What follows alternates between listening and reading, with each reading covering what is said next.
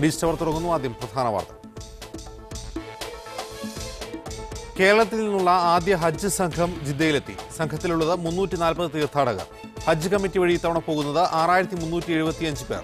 ഹജ്ജ് ക്യാമ്പിന് നെടുമ്പാശ്ശേരിയിൽ തുടക്കമായി. മദീന വഴി ഇതുവരെ എത്തിയത് 2,30,000 ഹാജിമാർ.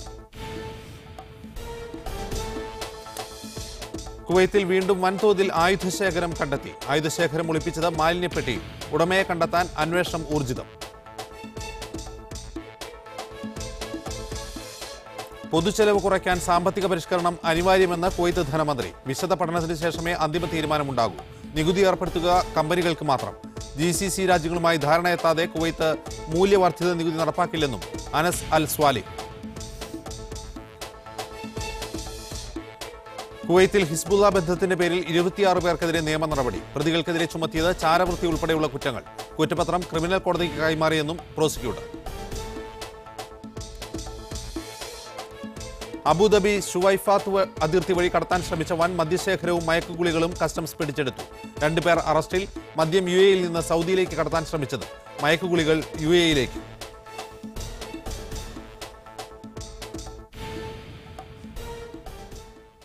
കേരളത്തിൽ നിന്നുള്ള ആദ്യ ഹജ്ജ് വിമാനം ജിദ്ദയിലെത്തി. 340 തീർത്ഥാടകരുമായി കൊച്ചിയിൽ നിന്ന് പുറപ്പെട്ട എയർ ഇന്ത്യ വിമാനം സൗദി സമയം വൈകുന്നേരം 5-നാണ് ജിദ്ദയിലെത്തിയത്. അല്പസമയത്തിനകം ഹാജിമാർ മക്കയിലേക്ക് തിരിക്കും. കൂടുതൽ വിവരങ്ങളുമായി റബീഹ് മുഹമ്മദ് ഉണ്ട്. റബീഹ്, ഹാജിമാർ ഇപ്പോൾ എവിടെയാണുള്ളത്?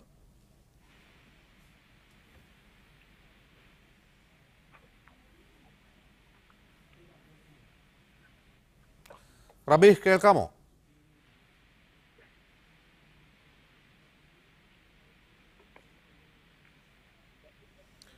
അജിൻ, പറയൂ റബീഹ്. വൈകുന്നേരം നേരത്തെ ഉച്ചയ്ക്ക് കൊച്ചിയിൽ നിന്നും 1:45 മുഖ്യമന്ത്രി ഉമ്മൻചാണ്ടി ഫ്ളാഗ് ഹജ്ജ് വിമാനം സൗദി സമയം വൈകിട്ട് 5:10 കൂടിയാണ് ജിദ്ദയിലെത്തിയത്. നേരത്തെ നിശ്ചയിച്ച പ്രകാരം തന്നെ വിമാനം എത്തുകയുണ്ടായി. മൊത്തം 340 തീർത്ഥാടകരാണ് ആദ്യ വിമാനം. 45 മിനിറ്റിനകം തന്നെ മുഴുവൻ നടപടിക്രമങ്ങളും പൂർത്തിയാക്കി ഹാജിമാർ ഹജ്ജ് ടെർമിനലിൽ പുറത്തിറങ്ങുകയുണ്ടായി.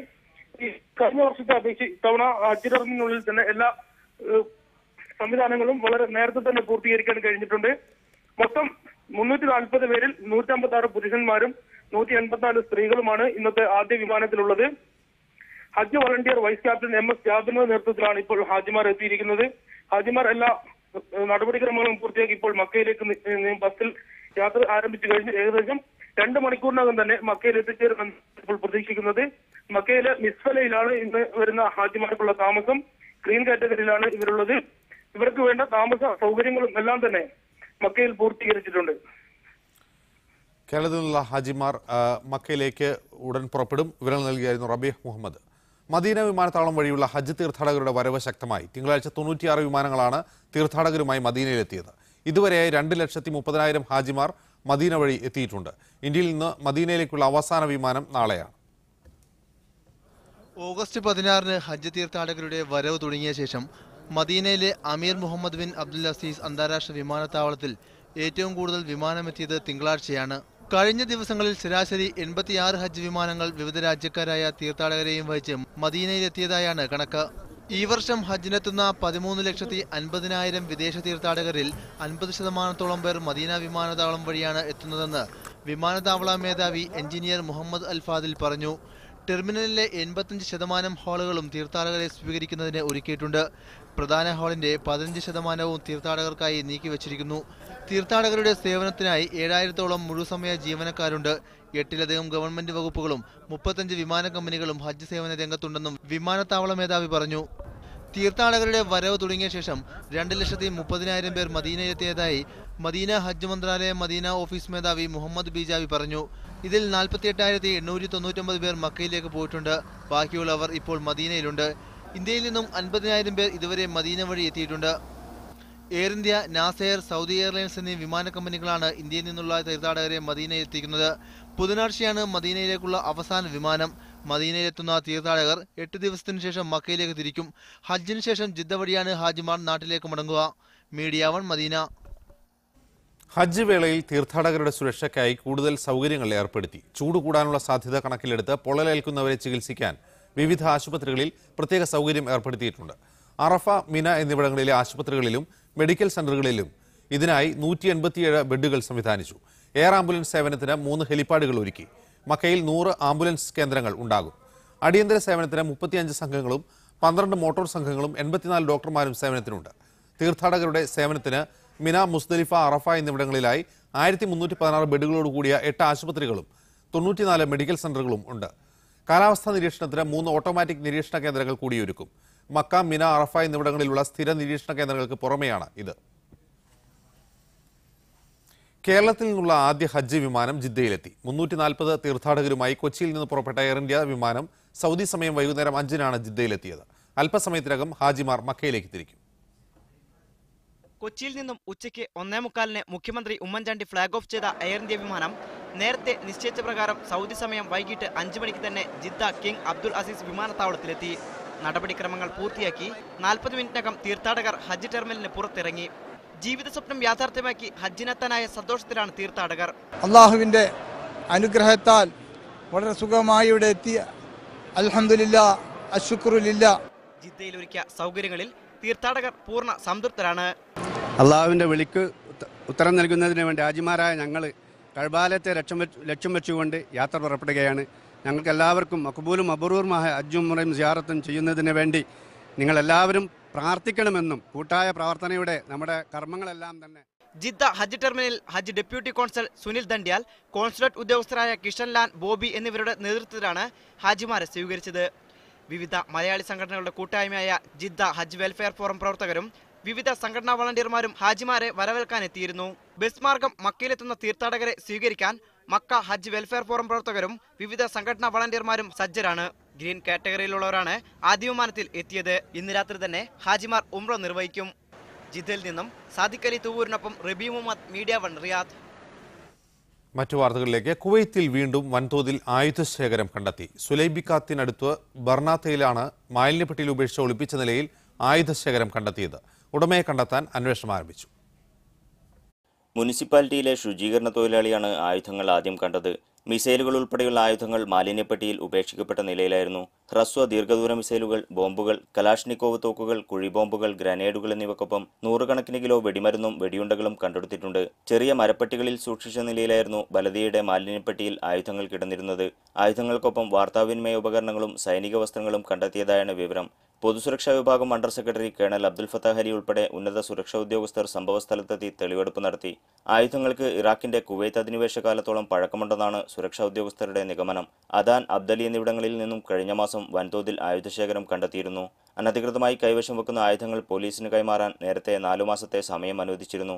ഇളവ് സമയം അവസാനിച്ചത് മുതൽ ആയുധങ്ങൾക്കായി വ്യാപകമായ പരിശോധനകളാണ് നടക്കുന്നത്. അതിനിടെയാണ് പോലീസിനെ ഞെട്ടിച്ചുകൊണ്ട് വീണ്ടും വൻ പ്രഹരശേഷിയുള്ള ആയുധശേഖരം മാലിന്യപ്പെട്ടിയിൽ കാണപ്പെട്ടത്. ആയുധശേഖരത്തിന്റെ ഉറവിടം കണ്ടെത്താൻ പോലീസ് അന്വേഷണം ആരംഭിച്ചു. Media 1 Kuwait city. കുവൈത്തിൽ ഹിസ്ബുള്ള ബന്ധത്തിന്റെ പേരിൽ 26 പേർക്കെതിരെ നിയമ നടപടികൾ ആരംഭിച്ചു. 25 സ്വദേശികൾക്കും ഒരു ഇറാൻ പൗരനുമെതിരെയാണ് കുറ്റപത്രം. പ്രതികൾക്കെതിരെ ചുമത്തിയത് ചാരവൃത്തി ഉൾപ്പെടെയുള്ള കുറ്റങ്ങളാണ്.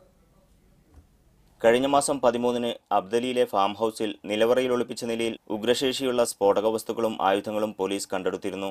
ലബനാനിലെ സായുധ വിഭാഗമായ ഹിസ്ബുള്ളയുമായി ചേർന്ന് ചിലർ ആക്രമണത്തിന് പദ്ധതിയിടുന്നതായി രഹസ്യാന്വേഷണ വിഭാഗത്തിന് ലഭിച്ച സൂചനയാണ് ആയുധവേട്ടയിലേക്ക് നയിച്ചത്. തുടർന്ന് നടന്ന അന്വേഷണത്തിൽ ഒരു ഇറാൻ പൗരൻ ഉൾപ്പെടെ 24 പേരെ പോലീസ് പിടികൂടി. ഹിസ്ബുള്ളയുമായും ഇറാനുമായും പിടിയിലായവർ ബന്ധം പുലർത്തിയിരുന്നുവെന്ന് തെളിയിക്കുന്ന രേഖകളും പോലീസിന് കണ്ടെത്താൻ സാധിച്ചിരുന്നു. കുറ്റക്കാരാണെന്ന് അന്വേഷണത്തിൽ തെളിഞ്ഞ 26 പേർക്കെതിരെയാണ് ഇപ്പോൾ കുറ്റപത്രം തയ്യാറാക്കിയത്. 26 പ്രതികളിൽ 2 പേർ ഇപ്പോഴും രാജ്യത്തിന് പുറത്താണ്. 23 കുവൈത്ത് സ്വദേശികളും ഒരു ഇറാൻ പൗരനുമാണ് നിലവിൽ പോലീസ് കസ്റ്റഡിയിലുള്ളത്. ചാരപ്പണി, ആയുധങ്ങളും സ്ഫോടക വസ്തുക്കളും കടത്തൽ, രാജ്യത്ത് ഭിന്നതയുണ്ടാക്കൽ, തീവ്രവാദ സംഘടനയായ ഹിസ്ബുള്ളയുമായി ബന്ധം സ്ഥാപിക്കൽ തുടങ്ങിയ കുറ്റങ്ങളാണ് പ്രതികൾക്കെതിരെ ചുമത്തിയത്. കുറ്റപത്രം ക്രിമിനൽ കോടതിക്ക് കൈമാറിയതായി പബ്ലിക് പ്രോസിക്യൂട്ടർ ദറാർ അൽ അസൂസി പറഞ്ഞു. Media 1 Kuwait city.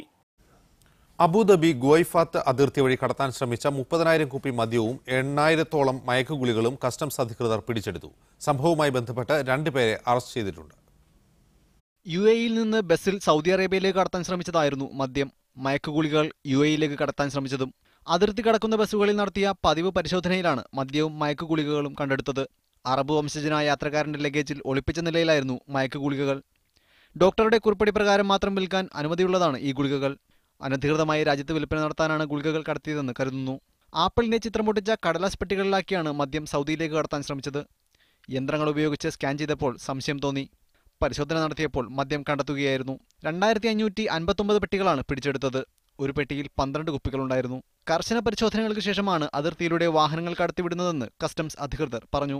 നിരോധിത വസ്തുക്കൾ കടത്തുന്നത് തടയാൻ ആധുനിക സാങ്കേതികവിദ്യ അതിർത്തിയിൽ ഉപയോഗപ്പെടുത്തുന്നുണ്ട്.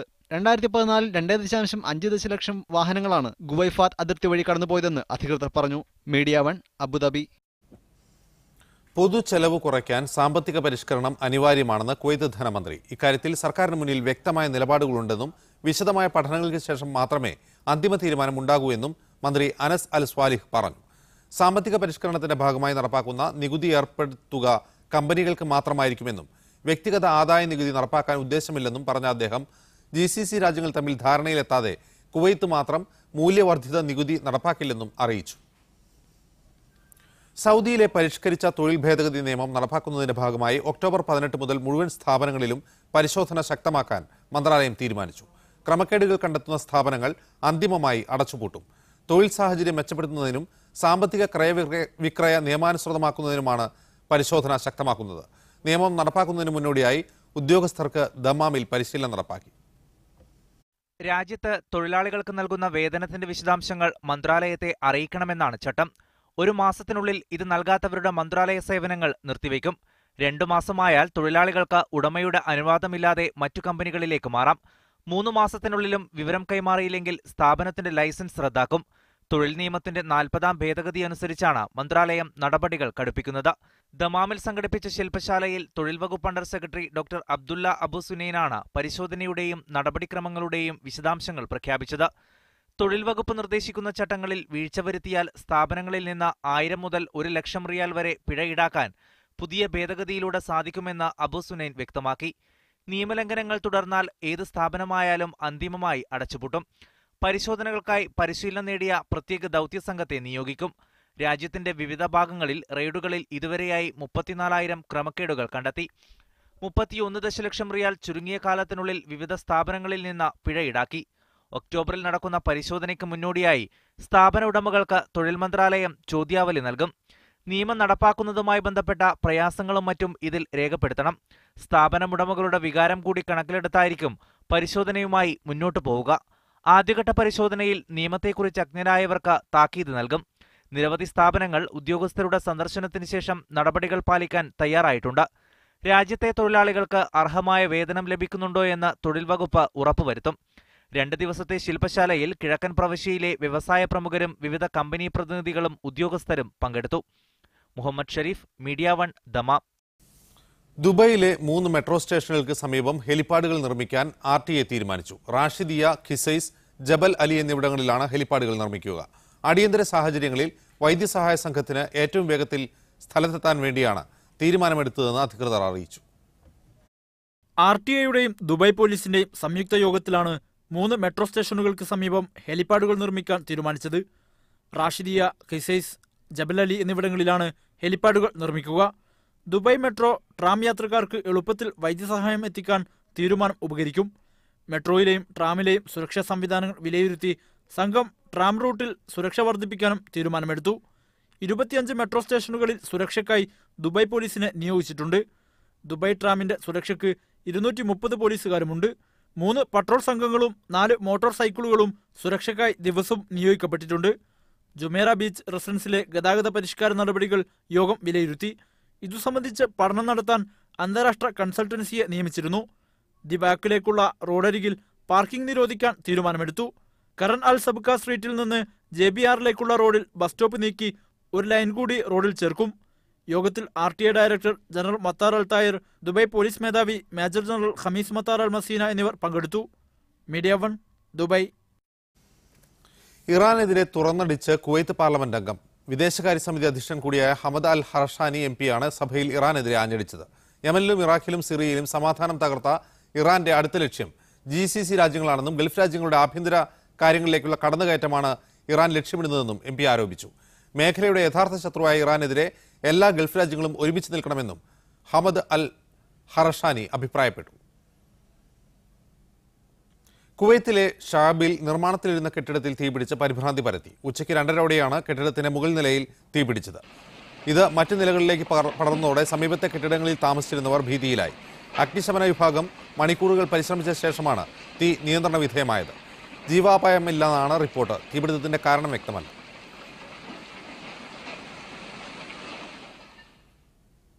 സലാലക്കടുത്ത് ദാരീസിൽ മസ്ജിദ് ഹദ്ദാദിന് സമീപം 3 തുണിക്കടകൾ കത്തിനശിച്ചു. ഇന്ന് വൈകുന്നേരം 4 മണിയോടെയാണ് തീപിടുത്തമുണ്ടായത്.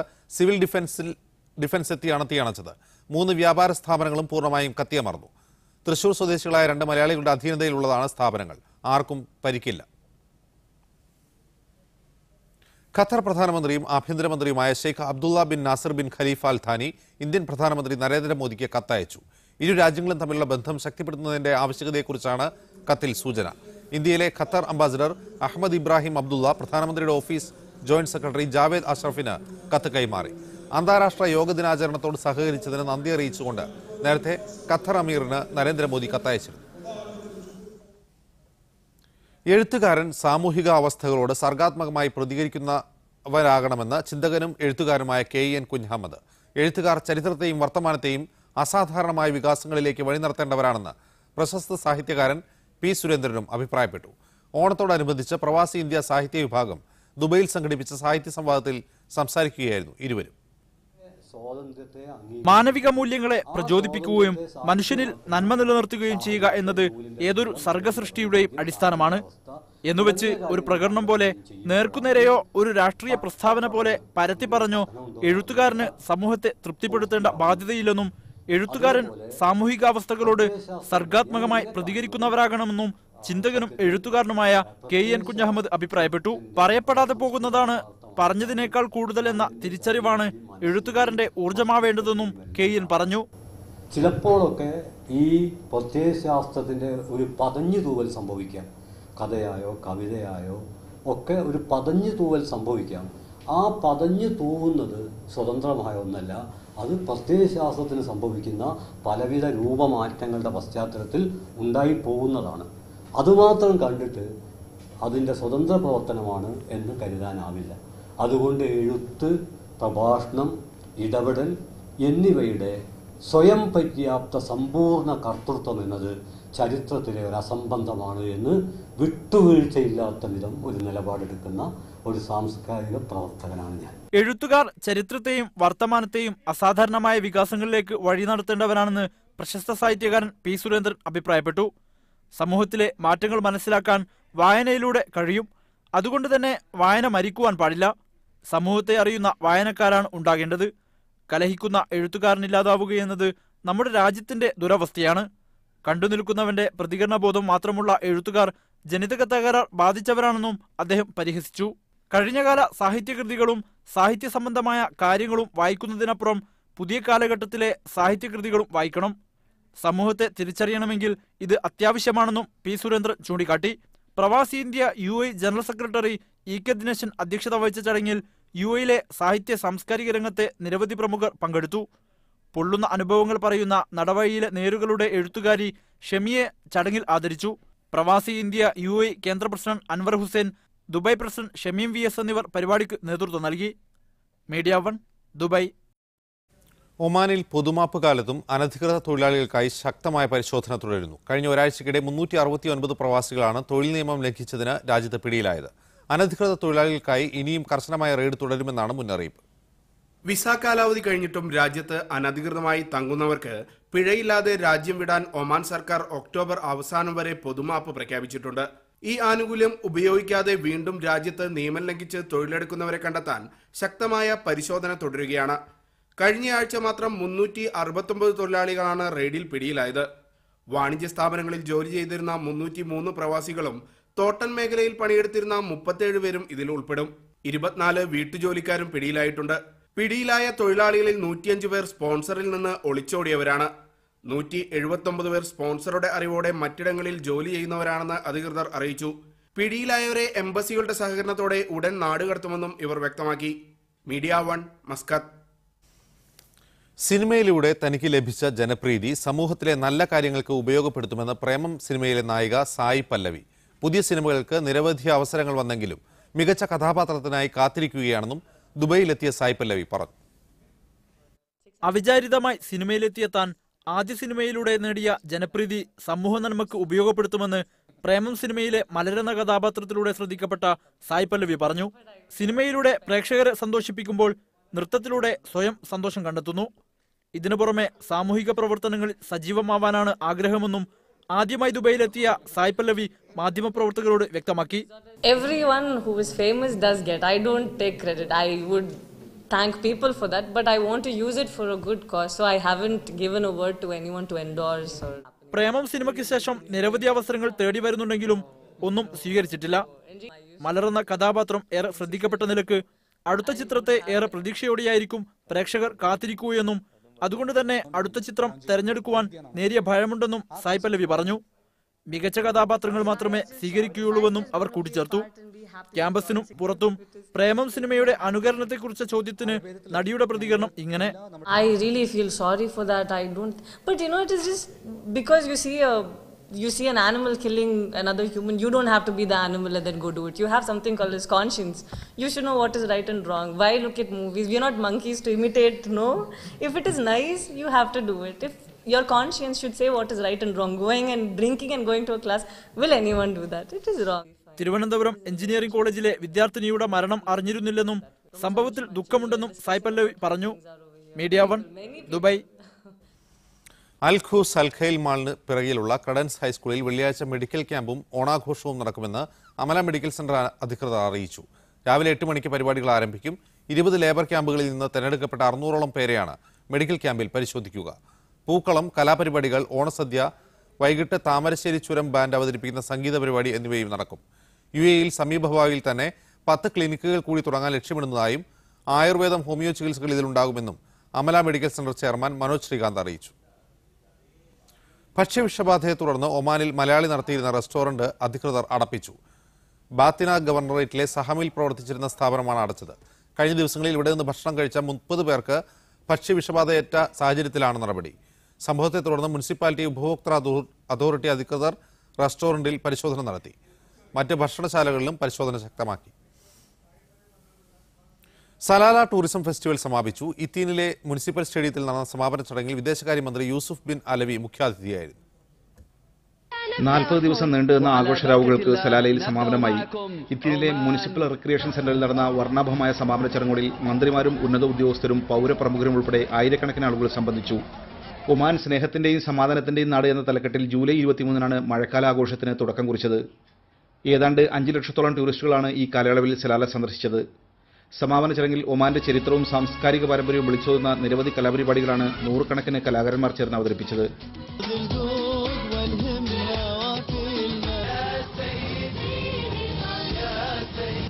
ഫെസ്റ്റിവലിന്റെ ഭാഗമായി നടന്ന മത്സരങ്ങളിൽ വിജയികളായവർക്കുള്ള പാരിതോഷികങ്ങളും ചടങ്ങിൽ വിതരണം ചെയ്തു.